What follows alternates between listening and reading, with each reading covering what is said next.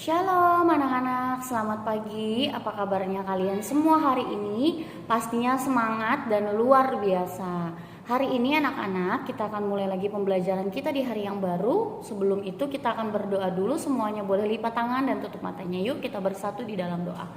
Tuhan Yesus yang baik, terima kasih buat pagi hari ini. Kami bersyukur karena Tuhan menyertai dan memberkati kami sepanjang malam hingga pagi hari ini kami boleh ada semua karena anugerah-Mu. Tuhan Yesus yang baik, pagi hari ini kami akan mulai kegiatan kami. Tuhan Yesus tolong supaya kami boleh mendengarkan setiap penjelasan dari Mister dan Miss, terlebih Miss Lia pagi hari ini dengan baik. Tuhan berkati supaya hari ini boleh berjalan dengan baik. Di dalam nama Tuhan Yesus kami berdoa dan mengucap syukur. Haleluya. Amin.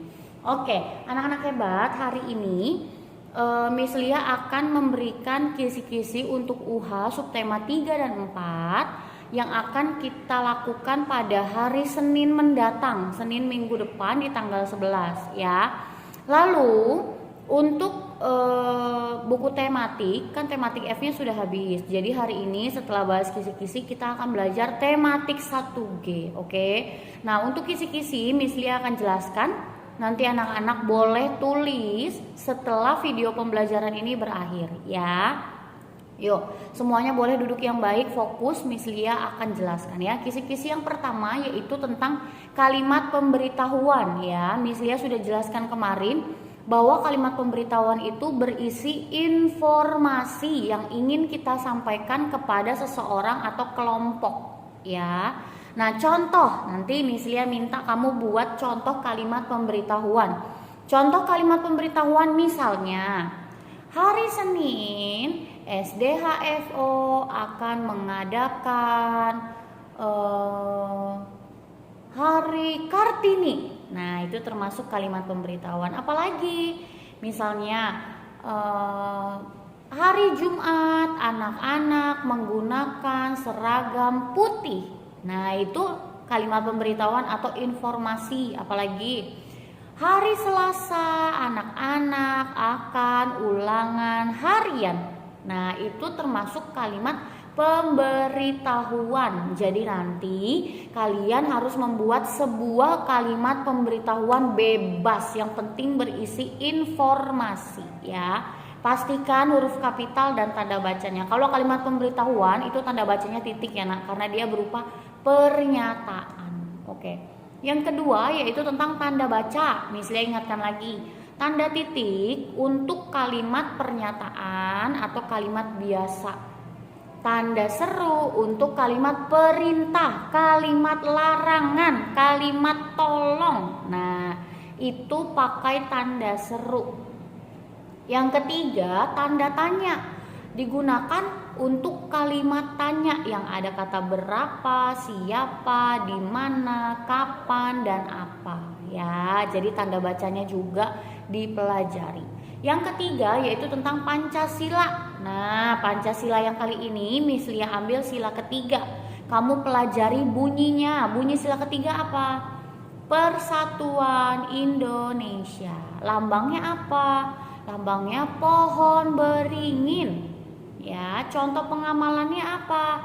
Bersatu, bekerja sama, bergotong royong. Itu termasuk contoh pengamalan sila ketiga ya. Berikutnya nomor 4, contoh sikap terpuji. Nanti Miss Lia akan kasih beberapa contoh, kamu tentukan yang mana sikap yang terpuji atau yang baik, dan yang mana sikap yang tidak tercela atau tidak baik ya. Oke, yang kelima yaitu alat untuk mengukur berat benda. Kita udah belajar alat untuk mengukur berat benda itu apa namanya? Betul, timbangan ya. Jadi timbangan itu alat yang digunakan untuk mengukur berat benda. Bukan penggaris, bukan meteran. Kenapa? Karena kalau penggaris dan meteran itu untuk mengukur panjang benda. Tapi yang Miss Lia maksud mengukur berat benda, yaitu timbangan ya. Oke, selanjutnya alat ukur tidak baku. Kemarin kita belajar bahwa timbangan itu mengukur sebuah benda, misalnya pensil ya. Pensil itu diukur setara dengan berapa kelereng. Nah, kelereng ini adalah alat bantu ukur tidak baku. Kenapa? Karena dia tidak memiliki nominal angka. Karena dia hanya berupa kelereng ya. Jadi berapa kelereng, berapa butir, 3 butir kah, 4 butir kah, 5 butir kah, yang bisa kita samakan dengan satu benda yang sedang ditimbang. Jadi timbangannya itu menggunakan alat ukur tidak bakunya adalah kelereng ya.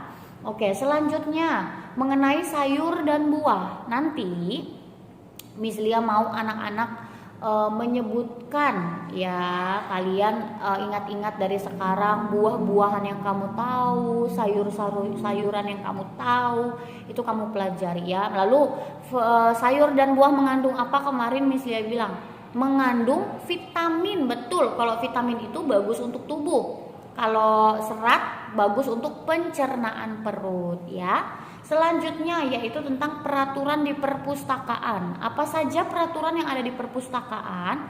Yang pertama, tidak boleh atau dilarang makan dan minum. Kalau nanti kamu mau menuliskan peraturannya, jangan lupa pakai huruf kapital dan tanda baca yang tepat ya. Dilarang berarti ada kata perintah, tidak boleh berarti pakai tanda seru.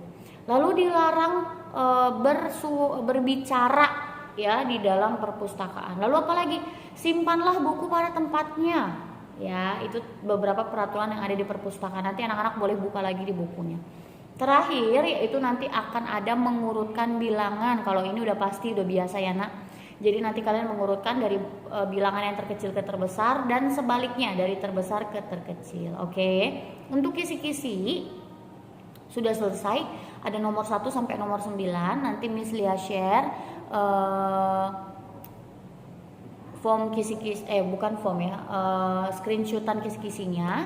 Nanti anak-anak boleh salin di buku tematik PS ya. Oke. Nah sekarang anak-anak hebat, boleh diambil buku tematik 1G-nya. Hari ini kita akan masuk ke buku yang baru yaitu tematik 1G yang temanya adalah benda, hewan, dan tanaman di sekitarku. Wah, benda, hewan, tanaman di sekitarku berarti berbicara tentang makhluk hidup. Oke. Yuk boleh dibuka bukunya subtema 1. Oke, subtema 1 temanya adalah, lihat di bukunya, benda hidup dan benda tidak hidup ya. Benda hidup dan benda tak hidup di sekitarku. Boleh dibuka bukunya halaman 3. Oke. 3, kita akan mulai masuk ke tema 1 yaitu tentang benda hidup dan benda tak hidup dengan menyanyikan lagu tik tik tik bunyi hujan. Yo, siap ya? 1, 2, 3. Tik tik tik bunyi hujan di atas genting, airnya turun tidak terkira. Cobalah tengok dahan dan ranting, pohon dan kebun basah semua. Sekali lagi ya.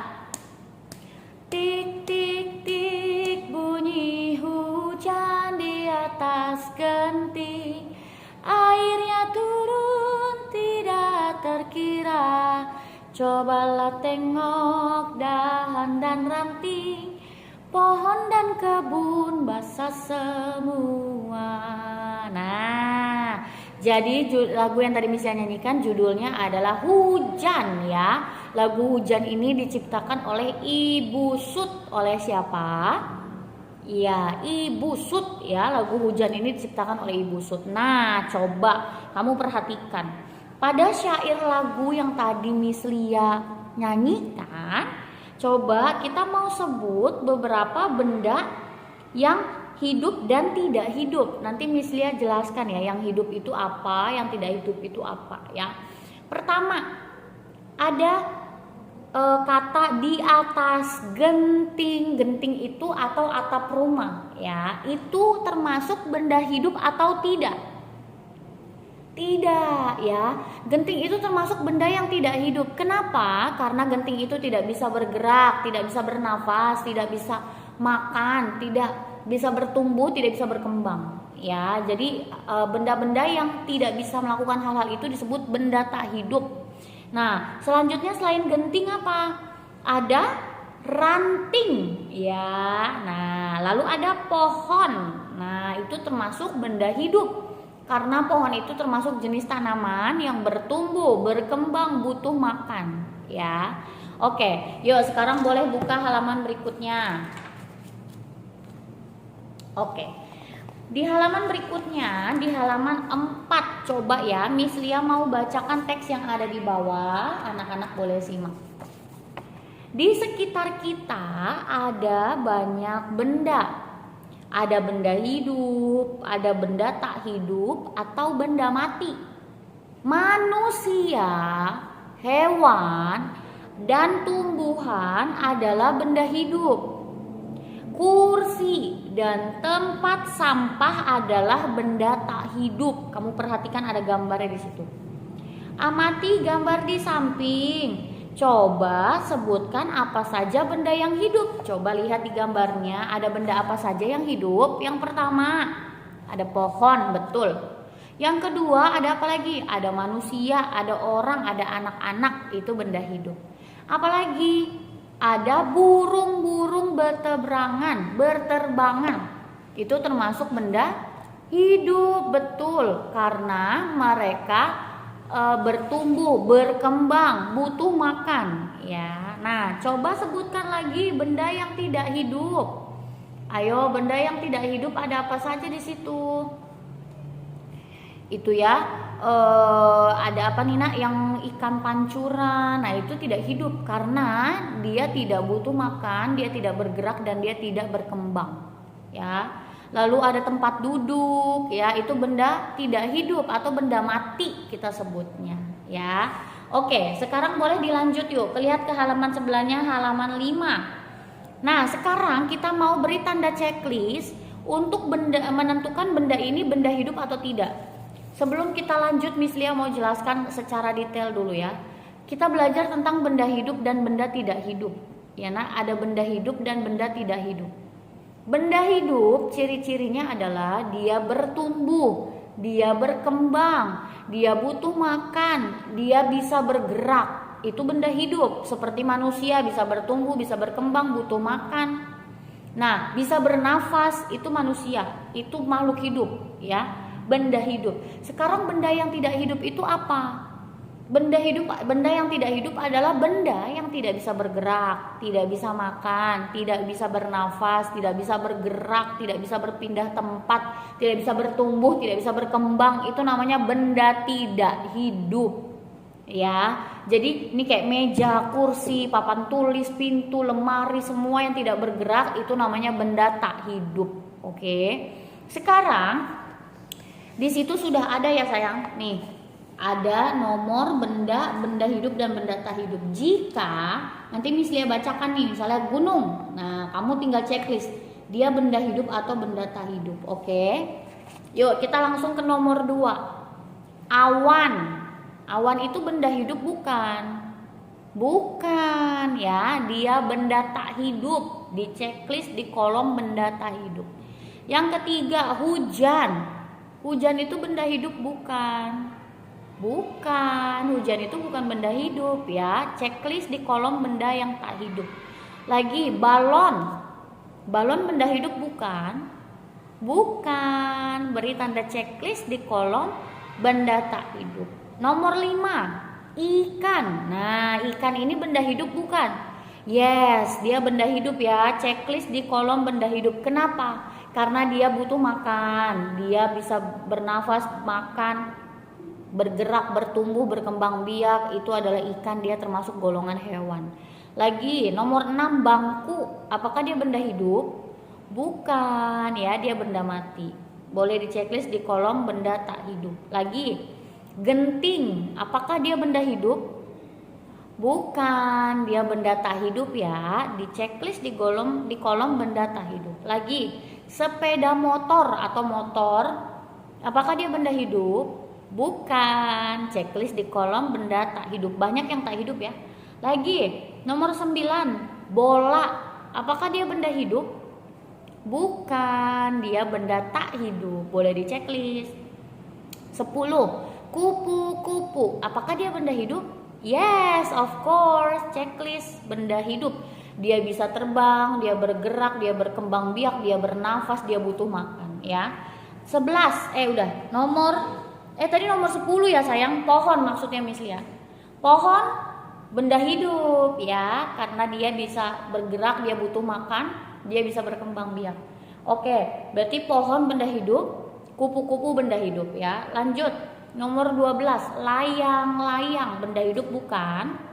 Bukan, karena dia tidak bisa berkembang biak, tidak bisa bertumbuh, tidak bisa bergerak ya.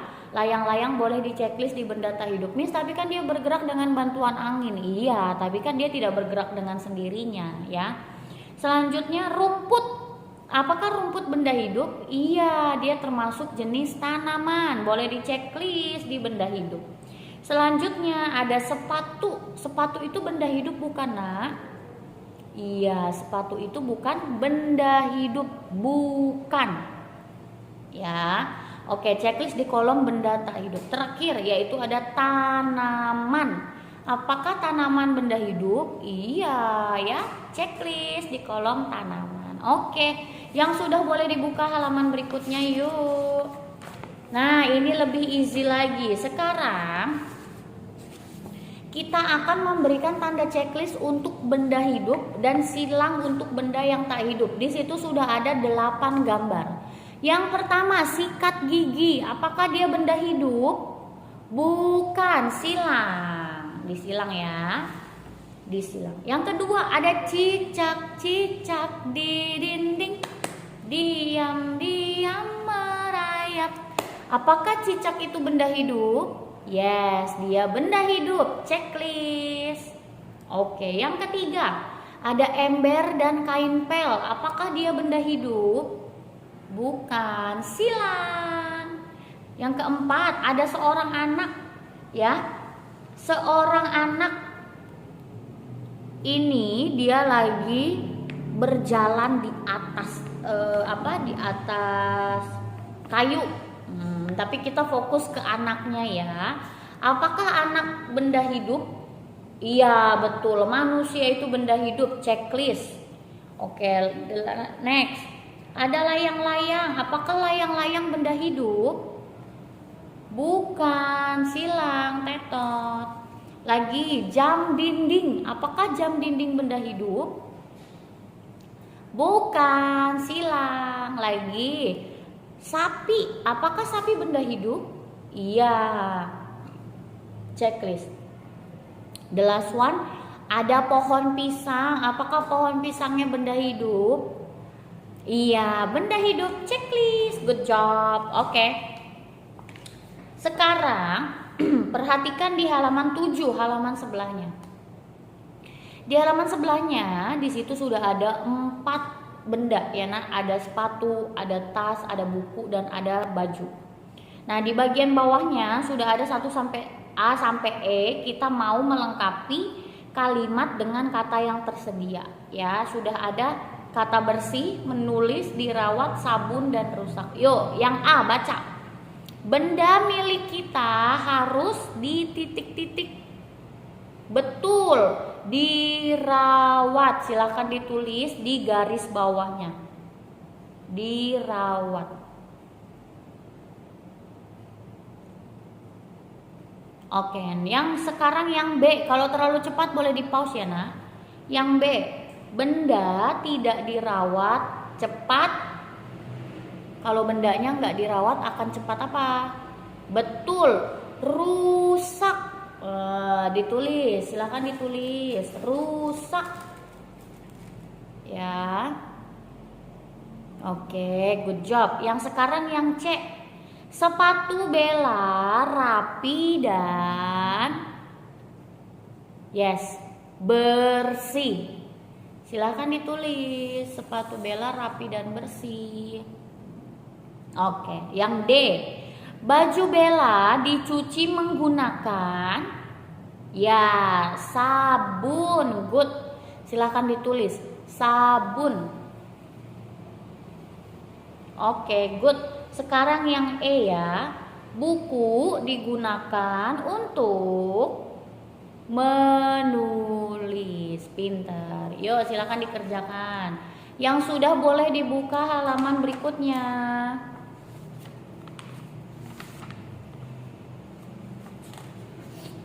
Oke. Di halaman 8 yuk. Boleh dilihat halaman 8 bagian paling atas. Kita mau memberikan tanda checklist untuk pernyataan yang good, yang benar, yang terpuji, dan tanda silang untuk pernyataan yang bad atau yang tercela ya. Yang pertama, Bella menulis di atas meja. Apakah itu pernyataan yang benar? Iya, benar. Checklist. Good job. Sekarang yang B. Madi tidak suka memakai baju bersih. Apakah itu pernyataan yang benar? Tidak ya, disilang. Oke. Yang C.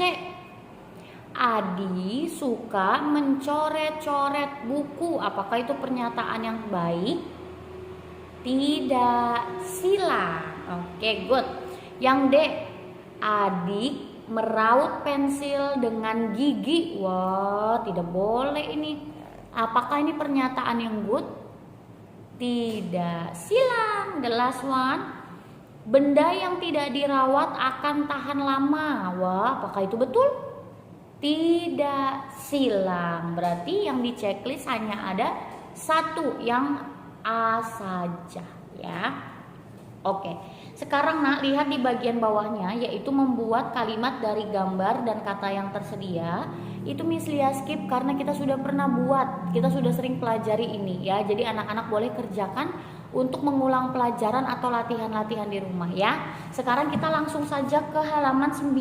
Nah, lihat di halaman 9. Di buku ini kita belajar tentang sila keempat, yaitu kerakyatan yang dipimpin oleh hikmat kebijaksanaan dalam permusyawaratan perwakilan. Nah, jadi di buku G ini kita akan belajar mengenai sila keempat ya. Oke, perhatikan bagian paling atas nomor 9, halaman 9. Yuk. Garuda Pancasila adalah lambang negara Indonesia. Garuda Pancasila harus dirawat agar tidak rusak. Nih, yang mana sih Miss maksudnya ini, Nak? Ini ya, ini namanya Garuda Pancasila. Lagi, pada Garuda Pancasila terdapat lambang Pancasila. Nah, sekarang kamu tulis, yuk. Lambang sila di samping adalah nih. Ini kan sila keempat, lambangnya apa? Kepala banteng. Silakan ditulis di garis pertamanya. Kepala banteng. Ya, sila keempat itu kepala banteng ya. Oke, kalau sudah, sekarang di garis keduanya. Lambang itu adalah lambang sila keberapa? 4, betul. Silakan tulis angka 4. Oke, sekarang di garis yang terakhir. Sila itu berbunyi, silakan tulis bunyi sila keempat. Kerakyatan yang dipimpin oleh hikmat kebijaksanaan dalam permusyawaratan perwakilan. Silahkan ditulis. Boleh di pause ya sayang kalau terlalu cepat ya. Oke. Nah, sekarang yang sudah perhatikan bagian yang bawah ya. Miss Lia mau bacakan, di situ sudah ada sebuah peristiwa yang terjadi. Kita mau berdiskusi ya. Sila keempat Pancasila berbunyi kerakyatan yang dipimpin oleh hikmat kebijaksanaan dalam permusyawaratan perwakilan. Sila keempat Pancasila ajarkan kita sikap terpuji. Salah satu sikap itu adalah mau berdiskusi atau bermusyawarah. Jadi kemarin di buku 1F Miss Lia udah singgung di subtema 4, yaitu ada tentang musyawarah untuk mencapai mufakat. Musyawarah adalah berdiskusi untuk mencapai mufakat atau keputusan bersama ya, untuk mendapatkan solusi yang terbaik untuk semua orang, bukan hanya untuk 1 atau 2 orang, tapi untuk semua orang. Nah, sila keempat itu contoh pengamalannya adalah bermusyawarah, berdiskusi Ya, jadi kalau kalian ditanya contoh sila keempat pengamalannya adalah musyawarah atau diskusi. Ya, mau diajak berdiskusi, mau diajak musyawarah ya. Nah, Bella dan teman-teman sedang berdiskusi. Mereka berdiskusi tentang benda buatan manusia. Coba kamu perhatikan. Bella dan teman-temannya berdiskusi membahas tentang benda buatan manusia. Di dalamnya mereka berdiskusi tentang hal-hal itu. Ya, jadi diskusi itu bukan untuk mencari siapa yang lebih pintar, siapa yang lebih hebat, bukan. Tapi untuk mencapai mufakat, mendapat keputusan atau hasil yang bisa menguntungkan semua orang, mencapai solusi yang terbaik, mencapai hasil untuk semua orang. Ya, jadi contoh pengamalan sila keempat itu adalah bermusyawarah, berdiskusi untuk mencapai mufakat atau keputusan bersama ya. Oke, sekarang boleh buka halaman berikutnya yuk. Nah, di halaman berikutnya, di halaman 10. Sekarang kita mau membandingkan ya. Di sini sudah ada teks bacaannya. Miss Lia bacakan, kalian simak ya nak. Halaman 10. Benda hidup atau makhluk hidup berbeda dengan benda tidak hidup. Dengarkan baik-baik. Benda hidup mempunyai ciri khusus. Perhatikan gambar Bella dan kursi di bawah. Kamu perhatikan ada gambar Bella dan ada gambar kursi. Bella adalah benda hidup. Kursi adalah benda tidak hidup.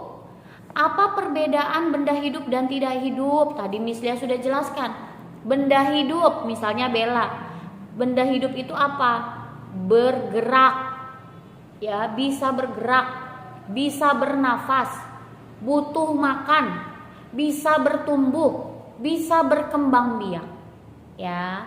Kalau benda tak hidup, tidak bisa bergerak, tidak butuh makan, tidak bisa berkembang biak, tidak bisa bertumbuh, itu benda tak hidup. Ya, yaitu kursi. Lalu sebelahnya, di situ ada Bella yang sedang cuci tangan, tapi kursinya masih stay aja di situ. Nah, perbedaannya adalah Bella itu bisa bergerak sendiri, tapi kursi nggak bisa. Lalu Bella butuh makan, kursi nggak butuh makan. Nah, itu perbedaannya ya. Sekarang coba lihat nak, di bagian bawahnya sudah ada gambar kuda. Ya, kamu nggak usah tulis, kita jawab lisan aja. Yang pertama, apakah kuda butuh makan? Iya, ya, kuda itu butuh makan. Kalau nggak dia nggak punya tenaga. Yang kedua, apakah kuda dapat bergerak? Yes, of course. Kuda bisa bergerak dengan dia berlari. Ya.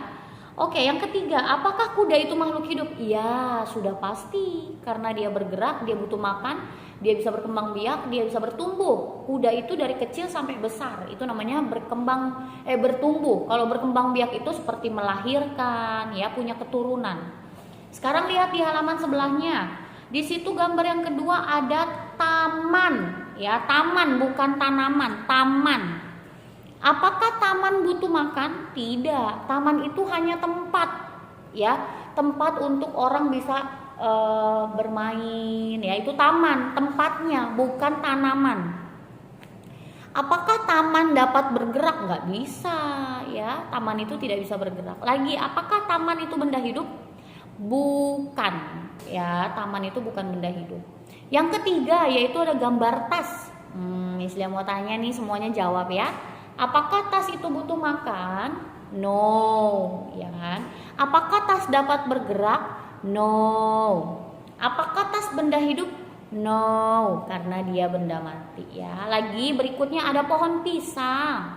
Apakah pohon butuh makan? Iya, pohon itu butuh makan. Miss, bagaimana kan dia nggak punya mulut, dia kan nggak bisa makan nasi, ya kan? Nah, dia bisa makan melalui proses fotosintesis. Ya, nanti Miss Lia jelaskan di lembar-lembar berikutnya, di halaman-halaman berikutnya.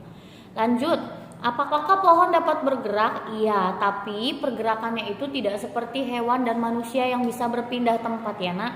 Mereka pergerakannya sangat terbatas ya. Lalu berikutnya, apakah pohon itu benda hidup? Iya, dia termasuk golongan tanaman ya. Oke. Selanjutnya ada manusia. Apakah manusia butuh makan? Iya. Apakah manusia dapat bergerak? Iya. Apakah manusia benda hidup? Iya. Ya, jadi kita sudah tahu apa bedanya benda hidup dan benda tak hidup ya. Sekarang boleh dibuka halaman berikutnya yuk, halaman 12. Nah, di halaman 12 bagian paling atas, berilah tanda centang untuk ciri-ciri benda yang hidup dan tanda silang untuk ciri-ciri benda yang tidak hidup. Yang pertama, dapat bergerak sendiri, benda hidup atau tak hidup? Benda hidup, checklist. Yang kedua, membutuhkan air, benda hidup atau tak hidup? Benda hidup, checklist. Yang ketiga, membutuhkan makanan, benda hidup atau tak hidup? Benda hidup, checklist. Yang keempat, tidak dapat bergerak, benda hidup atau tak hidup? Benda tak hidup, silang. Berikutnya, tidak perlu diberi makan, benda hidup atau tak hidup? Benda tak hidup, silang lagi. Dapat tumbuh besar, benda hidup atau tak hidup? Hidup, checklist. The last one yaitu bernafas, hidup atau tak hidup? Hidup, checklist. Oke. Nah, anak-anak hebat, hari ini Miss Lia mau menjelaskan mengenai penggunaan kata dan. Ya, penggunaan kata dan. Kamu perhatikan bagian bawah, di situ sudah ada gambar kucing, ya. Nah, kucing sudah ada kalimatnya begini. Kucing dapat berlari. Kucing dapat berjalan. Nah, di situ ada kata yang sama, yaitu kata kucing dapat. Ya, itu kata yang sama.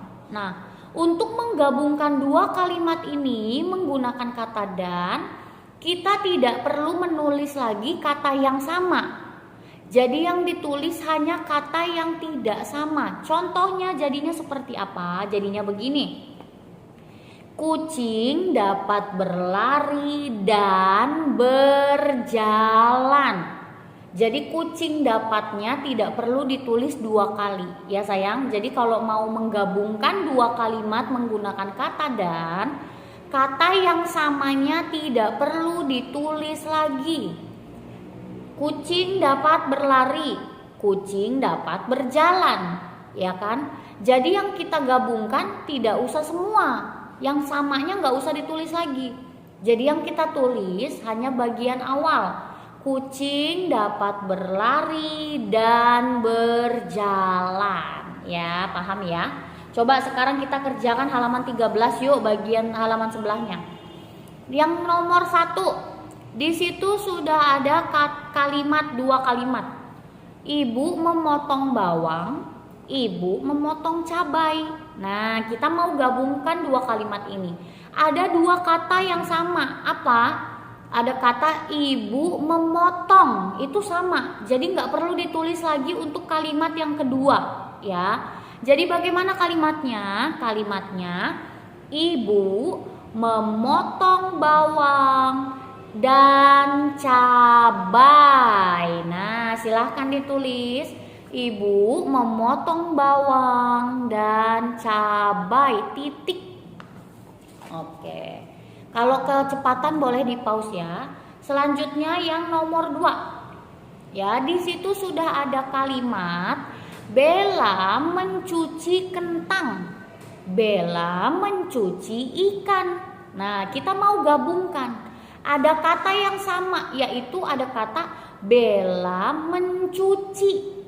Jadi kalimat yang kedua nggak usah ditulis lagi, ya. Jadi bagaimana kalimatnya? Bella mencuci kentang dan ikan. Nah, begitu kalimatnya. Jadi tidak boros. Bella mencuci kentang dan ikan. Silahkan ditulis, jangan lupa tanda titik. Ya. Oke, sudah. Kalau kecepatan boleh di pause ya. Sekarang nomor 3. Ayah bangun pagi hari. Ibu bangun pagi hari. Nah, yang ini kalimat yang samanya atau kata yang samanya itu ada di bagian belakang, bukan bagian depan. Yang samanya itu adalah kata bangun pagi hari, ya. Itu sama, atas dan bawahnya sama. Jadi bagaimana Miss cara menulisnya? Jadi kalimatnya itu yang berbeda saja yang kita tulis. Apa? Yaitu ayah dan ibu. Ayah dan ibu bangun pagi hari titik. Jadi kata yang berbedanya ditulis di depan menggunakan kata dan ya, lalu kata yang samanya ditulis di bagian belakang. Ayah dan ibu bangun pagi hari. Oke deh. The last one, number 4. Di situ ada kalimat begini. Sita sarapan pagi. Bion sarapan setiap pagi. Ada kata yang sama, yaitu kata sarapan setiap pagi. Nah, ini sama seperti nomor 3. Kita hanya tulis yang berbedanya saja tapi di bagian depan ya. Jadi kalimatnya adalah Sita, huruf besar S-nya di awal kalimat dan nama orang.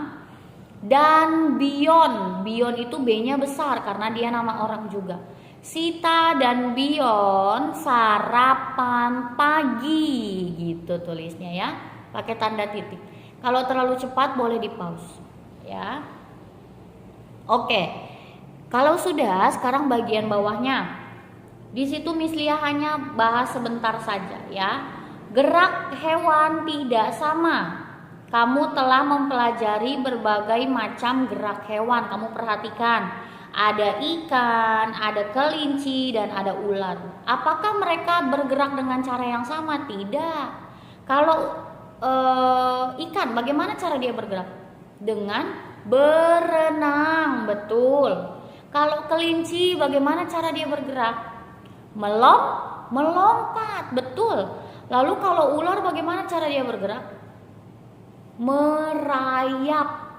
Menggunakan apa? Perut ya. Jadi ular itu tidak punya kaki, tapi dia merayap atau melatak ya. Dia melatak menggunakan perut. Nah, itu namanya ular ya.